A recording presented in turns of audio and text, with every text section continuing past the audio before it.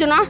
தலைமால் தண்ணி நாங்க அரிசி தூக்கின்னு போமா, வாட்டல் தண்ணி எடுத்துன்னு போய் நாங்க குடிச்சு நாங்க உயிரை காப்பாத்துமா.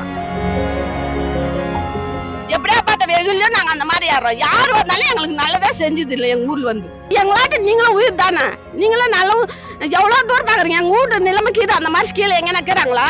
பொழுதாவது நாங்க போய் வீடு சேரோம். இந்த மாதிரி தள்ளாத கேளுங்கெல்லாம் யாரும் முடுறது இல்லைங்க. யாரும் முடியாது நேரத்துல எங்கன்னா உழுந்துக்குனாங்களா யாரோ முடியாதக்கு நாங்க வச்சுருக்க தண்ணியை கொடுத்து காப்பாத்தி அவங்களை இன்னும் பாருனாங்க. அந்த ஊர்ல நாங்க வாழ்ந்தேன்னா பிரயோஜனம். வாழ்வுக்கும் சாவுக்கும் இடையே ஆண்டாண்டுகளாக தவித்து வரும் ஒரு கிராமத்தின் அழுக்குரலின் வெளிப்பாடுதான் இந்த பெண்மணியின் வார்த்தைகள். உலகமே ஒரு புது பாதையில் ஜெட் வேகத்தில் பயணிக்க தங்களின் ஒவ்வொரு தேவைக்கும் உள்ளூரில் இருந்து வெளியே செல்ல முடியாமல் ஒரு கிராமமே தவித்து வருகிறது என்றால் உங்களால் நம்ப முடிகிறதா? மாதம் மாதம் கொடுக்கும் ரேஷன் அரிசியை 7 கிலோமீட்டர் தூரத்திற்கு தலையில் சுமந்து நடக்கிறார் 75 வயதான முத்தம்மா. இவர் மட்டுமல்ல, இந்த கிராமத்தில் குழந்தையில் இருந்து முதியவர் வரை படும் பாடு பெரும்பாடுதான். நாதழுதழுக்க பேசும் இந்த கிராம மக்களின் வார்த்தைகள் உங்களில் பலரை கலங்கடித்திருக்கும். மனதை சற்று திடமாக்கிக் கொள்ளுங்கள். முழு விவரத்தை பார்க்கலாம். திருப்பத்தூர் மாவட்டம் ஆலங்காலயம் ஒன்றியத்தில் அமைந்திருப்பதுதான் நெக்னாமலை எனும் மலை கிராமம். கடல் மட்டத்திலிருந்து 1200 அடி உயரத்தில் அமைந்திருக்கும் இந்த கிராமத்தின் பரப்பளவு 914 ஹெக்டேர் ஆகும். இந்த கிராமத்தில் சுமார் 167 குடும்பங்களை சேர்ந்த 900 பேர் வசித்து வருகின்றனர். வாக்காளர்கள் என்று பார்த்தால் இந்த மலை கிராமத்தில் 490 வாக்காளர்கள் இருக்கின்றனர். விளைநிலத்தில் விவசாயம் செய்தாலும் அவற்றை விளைவிக்க வேண்டுமானால் ஊரை விட்டே வெளியே வராமல் தவிக்கின்றனர் இந்த கிராம மக்கள். ஆம், இந்த தேசம் சுதந்திரம் அடைந்து 77 ஆண்டுகளை கடந்து விட்டாலும் இன்னமும் முறையான சாலை வசதி இல்லாமல் ஒவ்வொரு தேவைக்கும் எங்கும் செல்ல முடியாமல் தவித்து வருகின்றனர் இந்த கிராமத்தினர். காரணம், மலை கிராமத்திலிருந்து மலை அடிவாரத்திற்கு வர 7 கிலோமீட்டர் தொலைவை கடக்க வேண்டும். அட என்னப்பா, அதான் ரோடு இருக்குமே என்று யோசிக்கலாம். இங்கு அதுதான் பிரச்சனையே. ஆம், மலை கிராமத்திலிருந்து மலை அடிவாரத்திற்கு வர சாலை வசதி இல்லாமல் தவித்து வருகின்றனர். இதனால் குழந்தைகள், பெண்கள் மற்றும் முதியோர் அனைவரும் மிகுந்த சிரமத்திற்கு உள்ளாகி உள்ளனர். குறிப்பாக கர்ப்பிணிகளின் பாடுதான் பெரும் பாடு. பிரசவ வலி ஏற்பட்டால் அவசரத்திற்கு மருத்துவமனை செல்ல வேண்டுமானால் இந்த 7 கிலோமீட்டருக்கு டோலி கட்டிதான் தூக்கி செல்லப்படுகின்றனர். மறுபுறம் மருத்துவமனையில் சிகிச்சையில் இருப்பவர்கள் சிகிச்சை பலனின்றி இறந்துவிட்டால் அவர்களை அடக்கம் செய்ய டோலி மூலமே தூக்கி செல்லும் அவலம் நீடிக்கிறது.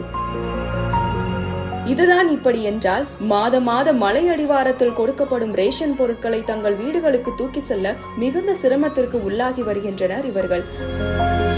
சாலை வசதி அமைத்து தர வேண்டும் என்று அரசு அதிகாரிகளிடம் பலமுறை கோரிக்கை வைத்தும் யாரும் செவிசாய்க்கவில்லை என்று குமுறுகின்றனர் இந்த கிராம மக்கள். யாருமே உதவி செய்யாத நிலையில் அவர்களே ஒன்று கூடி தற்காலிகமாக மண் பாதை ஒன்றை அமைத்து பயணிக்க தொடங்கியுள்ளனர். அதுவும் மழை பெய்தால் அடித்து செல்லப்படுவதால் செய்வதறியாது திகைத்து வருகின்றனர்.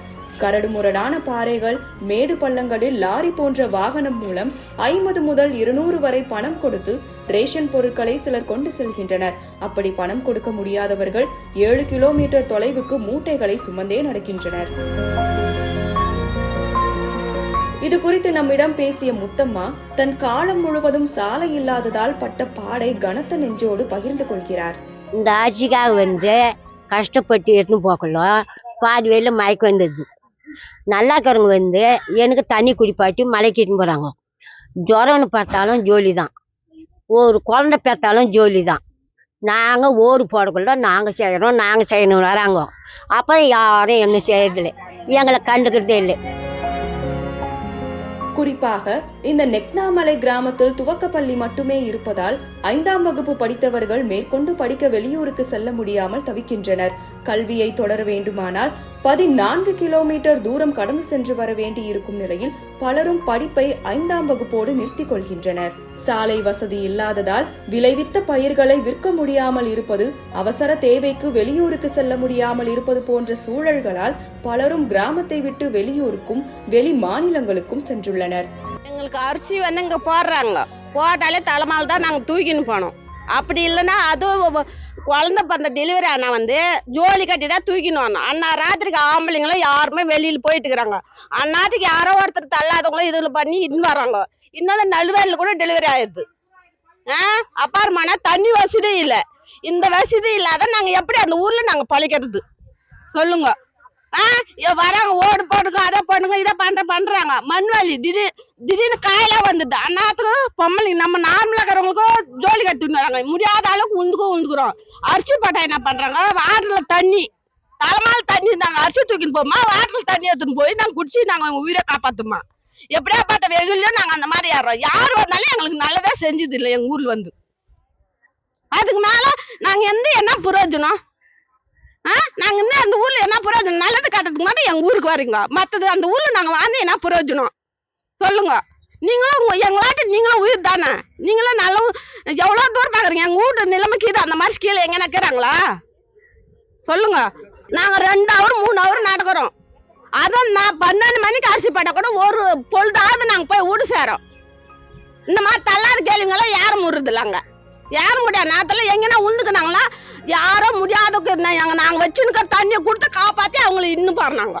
அதுக்கு மேல நாங்க எப்படி பழகிது அந்த ஊர்ல.